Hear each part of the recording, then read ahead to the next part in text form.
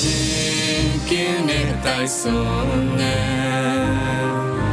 ဝိဟင်းနဲ့ဝေပြန်သွားတယ်လို့ခိုင်မာတဲ့ချမ်းသာဘဝရဲ့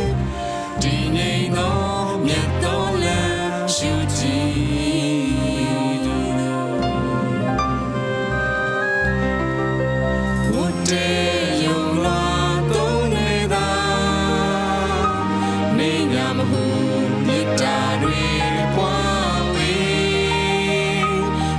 ချမ်းသာဘဝမှာလူအယုံနာအာဟာရဆိုရာကြည်ညိုသူတို့လူရဲသမျှချိန်တိုင်းပဲ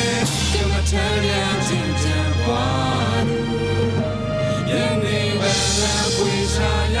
မတွေ့လုံးလားချမ်းသာဒုက္ခကျွေ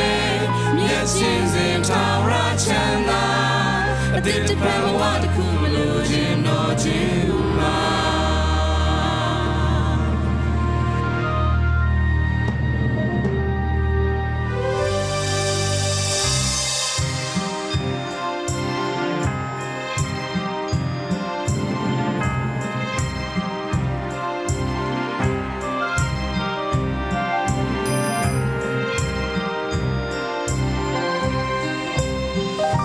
နောင်ဖွေခြင်းကင်းတဲ့အတိုင်းဆုံးငယ်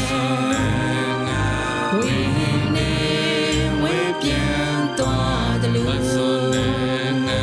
ခိုင်မာတဲ့ချမ်းသာဘဝရဲ့ဒီငြိမ်သောမြတ်တော်လမ်းရှုကြည့်ကမ္ဘာမှာလူတွေကိုအကျိုး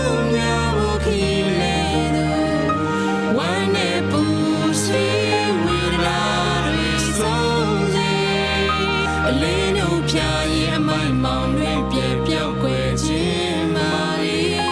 ကမ္ဘာလူတွေဓမ္မရောင်ဖြာဝေရွှင်လန်း